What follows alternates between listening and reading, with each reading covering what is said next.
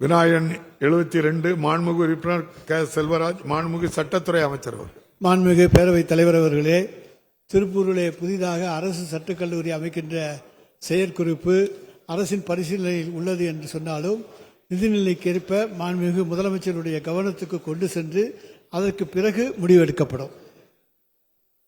உறுப்பினர் கே செல்வராஜ்.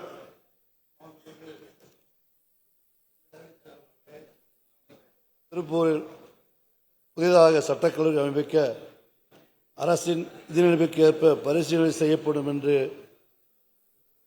அறிவித்த அமைச்சருக்கும் திருப்பூர் தெற்கு தொகுதி மக்கள் சார்பாக நன்றியை தெரிவித்துக் கொள்கின்றேன். மேலும் திருப்பூர் மாவட்டம் என்பது தொழிலில் நகரம் என்பதை நாடறியும் லட்சக்கணக்கான தொழிலாளர் குடும்பங்கள் நிறைந்த எங்கள் திருப்பூர் மாவட்டத்தில் சட்டக்கல்லூரி படிப்புகள் பயிலும் விரும்பும் குழந்தைகள் செல்வங்கள் கோவை, திருச்சி, மதுரை, சென்னை என வெளியூருக்கு சென்று தங்கி பயில வேண்டிய நிலை உள்ளது. ஏழை மற்றும் நடுத்தர வர்க்கத்தினுடைய குழந்தைகள் சட்டப்படிப்பு காணும் கனவாக இந்திய ஒன்றியமே திரும்பி பார்க்கும் வகையில் நாடு மற்றும் நல்லாட்சி நடத்தி வரும் தாயுள்ளம் கொண்ட தமிழக முதலமைச்சர் அவர்களுக்கு மேலும் ஒரு மகிழ்வு சேர்க்கும் வகையிலே அமையும் என்பதை சொல்லி இந்த ஆண்டே அந்த சட்டக் கல்லூரியை துவக்கி கொடுக்குமாறு அன்புடன் கேட்டுக்கொள்கின்றேன். மாண்புமிகு அமைச்சர். மாண்புமிகு பேரவைத் தலைவர் அவர்களே, மாண்புமிகு உறுப்பினர் அவர்களும் அதே போல நம்முடைய மாண்புமிகு செய்தித்துறை அமைச்சர் அவர்களும் தொடர்ந்து திருப்பூரிலே சட்டக்கல்லூரி அமைக்க வேண்டும் என்பதை வலியுறுத்தி வந்து கொண்டிருக்கிறார்கள் என்று சொன்னாலும் அரசினுடைய நிதிநிலைக்கேற்பத்தான் நாம் ஒரு சட்டக்கல்லூரியை துவங்க முடியும். எனவே மாண்புமிகு முதலமைச்சருடைய கவனத்துக்கு கொண்டு சென்று அரசின் நிதிநிலை ஒத்துவருமையானால் அது குறித்து பரிசீலிக்கப்படும். மாண்புமிகு உறுப்பினர் செல்வராஜ். பேரவைத் தலைவர்களே, அமைச்சர் சுடி பதிலுக்கு நன்றியை தெரிவித்து அமர்கின்றேன். மாண்புமிகு அமைச்சர் அவர்கள் நன்றி சொல்லிட்டாங்களோ? மாண்புமிகு உறுப்பினர் சம்பத்குமார். மாண்புமிகு பேரவைத் தலைவர்களே, கடந்த 2021 ஆண்டு அண்ணன் எடப்பாடியார் அவர்களால் அறிவிக்கப்பட்ட மாவட்ட கூடுதல் அமர்வு நீதிமன்றம் மாண்புமிகு அமைச்சர் அவர்கள் விரைவில் தொடங்க ஆவணம் செய்வார்களா என்று தங்களை கேட்டு அமர்கின்றேன். மாண்புமிகு அமைச்சர். எங்க திருப்பூர்லையா? எந்த ஊர்? அரூர்லையா? அதாவது மாண்புமிகு பேரவைத் தலைவர் அவர்களே, நம்முடைய அந்த மாவட்ட நீதிபதியும் அதே போல அந்த மாவட்டத்துடைய போர்ட்போலியோ ஜட்ஜும் உயர்நீதிமன்றத்துக்கு பரிந்துரை செய்து அது அரசுக்கு என்னுடைய கவனத்துக்கு கொண்டு வரப்பட்டிருந்தால் அது பரிசீலிக்கப்படும் என்பதை நான் தெரிவித்துக் கொள்கின்றேன். விநாயகன் 73 மாண்புமிகு உறுப்பினர் திரு என் அசோக்குமார் மாண்புமிகு கூட்டுறவுத்துறை அமைச்சர் அவர்கள். மாண்புமிகு பேரவைத் தலைவர் அவர்களே, தஞ்சை மாவட்டம் பேராவூரணி சட்டமன்ற தொகுதியில் சேதுபாவா சமுத்திரம் ஒன்றியம் பெருமகளூர் தொடக்க வேளாண்மை கூட்டுறவு சங்கத்தின் கீழ் கொளக்குடி என்ற முழுநேர நியாய விலைக்கடை வாடகை கட்டிடத்தில் செயல்பட்டு வருகிறது. மேற்காணும் கொளக்குடி முழுநேர நியாய விலைக்கடைக்கு அண்ணா மறுமலர்ச்சி திட்டத்தின் மூலமாக 12 லட்சம் ரூபாய் ஒதுக்கீடு செய்யப்பட்டு கட்டிடம் கட்டுகின்ற பணி விரைந்து நடைபெற்று வருகிறது.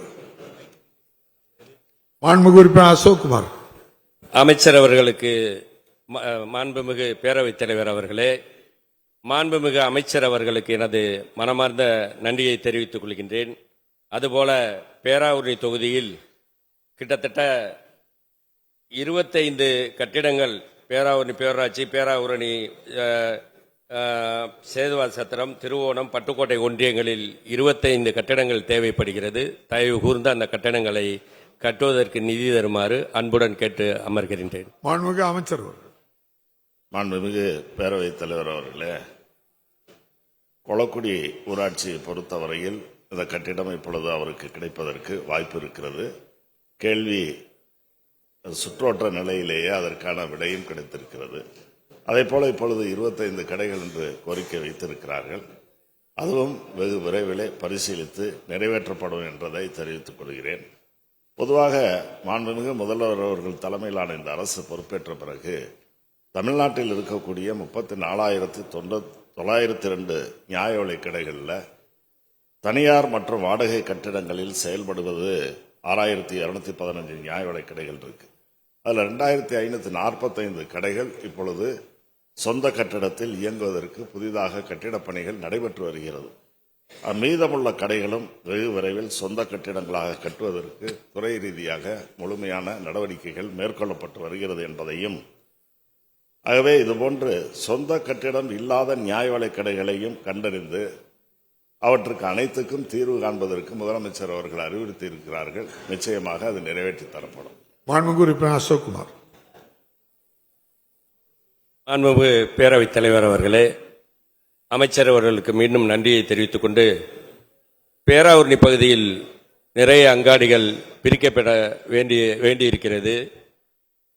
பேராவூரணி புதுத்தெரு, வீரராகபுரம், துலுக்க விடுதி, ஒட்டங்காடு, பூவாலூர், பாலத்தளி, மணவயல், புக்கரம்பை ஊராட்சி, கொள்ளுக்காடு, நாடார் தெரு, கழுமைங்குட புதுத்தெரு, பூவானத்தை 2ஆக பிரிக்க வேண்டும். அதுபோல சம்பை, ஆண்டிகாடு, மருதங்க வயல், தேனங்காடு, புக்கரம்பை, கஞ்சங்காடு, குறவன் கொள்ளை,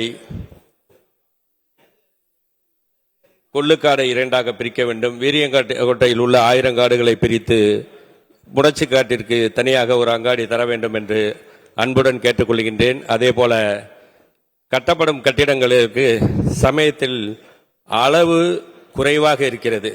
அதில் மூட்டைகள் அடுக்கி வைப்பதற்கு சிரமமாக இருக்கிறது. அதேபோல கைரேகை வைப்பதில் நிறைய சிக்கல்கள் இருக்கின்றது. தயவுகூர்ந்து அமைச்சர் அவர்கள் அதில் அருள்கூர்ந்து உணவு அமைச்சர் அவர்கள் அதற்கு மாற்றி ஏற்பாடு செய்து தருமாறு அன்புடன் கேட்டுக்கொள்கின்றேன். நன்றி அவர்கள். மாண்புமிகு அமைச்சர். மாண்புமிகு உறுப்பினர் அவர்கள் ஏற்கனவே இயங்கி வருகின்ற பல்வேறு நியாய விலைக் கடைகளை பிரித்து புதிதாக கடைகளை உருவாக்க வேண்டும் என்று கோரிக்கை வைத்திருக்கிறார். அந்த கோரிக்கையின் நியாயம் இருக்கிறது. ஆனாலும் சில விதிமுறைகளை நாம் கடைபிடிக்க வேண்டிய நிலையில் இருக்கிறோம். குறிப்பாக நகர்ப்புறங்களை பொறுத்தவரையில் 800 குடும்ப அட்டைகள் இருந்துச்சுன்னா 800க்கு மேலே இருந்தால் அதை பிரிப்பதற்கு ஏற்பாடுகளை செய்யலாம். அது மாதிரி கிராம பகுதிகளில் 500 குடும்ப அட்டைகளுக்கு மேலே இருந்தால் அதையும் பிரிப்பதற்கும், மலைப்பகுதிகளில் 400 குடும்ப அட்டைகள் இருந்தால் அதையும் பிரிப்பதற்கு செய்யலாம். ஆனாலும் அப்படி பிரிக்கிற நேரத்தில், தாய்க்கடையை பிரிக்கிற நேரத்தில் அந்த கடையிலிருந்து பகுதி நேர கடையோ அல்லது புதிதாக அமையக்கூடிய முழு நேர கடையோ இருக்குமே, 1.5 கிலோமீட்டருக்கு குறையாத இடைவெளி இருக்க வேண்டும் என்பதையும், அப்படி பிரிக்கையில் தாய்க்கடையில் ஒரு 500 கார்டு தொடர்ந்து இருக்கணும், பகுதி நேர கடையில் 150 கடைகள் இருக்க வேண்டும் என்பதையும் உறுப்பினர் அவர்கள் அறிவார்கள். ஆகவே உரிய கோரிக்கைகளை அவர் முறையாக நம்முடைய மாவட்ட அலுவலரிடத்திலே கொடுத்தால் அவர்கள் ஆய்வு செய்து விதிகளுக்கு உட்பட்டு இருக்கின்ற அனைத்து தேவைகளையும் பூர்த்தி செய்வதற்கு தயாராக இருக்கிறார்கள். குறிப்பாக நியாய விலைக் கடைகளை பொறுத்தவரையில் உணவுப் பொருட்கள் வழங்குவது சம்பந்தப்பட்டது என்ற காரணத்தால் அந்த பொருட்களை பாதுகாப்பாக வைத்திருக்க வேண்டும் என்பதோடு எலிகள் போன்றவற்றிலிருந்து அந்த இதை பாதுகாக்கின்ற கடமையும் இருக்கிறது. ஆகவே முதலமைச்சர் அவர்களை பொறுத்தவரையில் அனைத்து கடைகளிலும் சொந்த கடைகளாகவும் அதைப்போல பாதுகாப்பாகவும் இருக்க வேண்டும் என்று அறிவுறுத்தி இருக்கிறார்கள். இன்னும் இருக்கக்கூடிய கடைகள்லையும் பார்த்தீங்கன்னா ஆண்டொன்றுக்கு 2500 கடைகளை புதுப்பிக்கின்ற அந்த பணியும் தொடர்ந்து நடைபெற்று வருகிறது என்பதை தெரிவித்துக் கொள்கிறேன். செய்திகளை உடனுக்குடனும் துல்லியமாகவும் தெரிந்து கொள்ள சப்ஸ்கிரைப் பண்ணுங்க.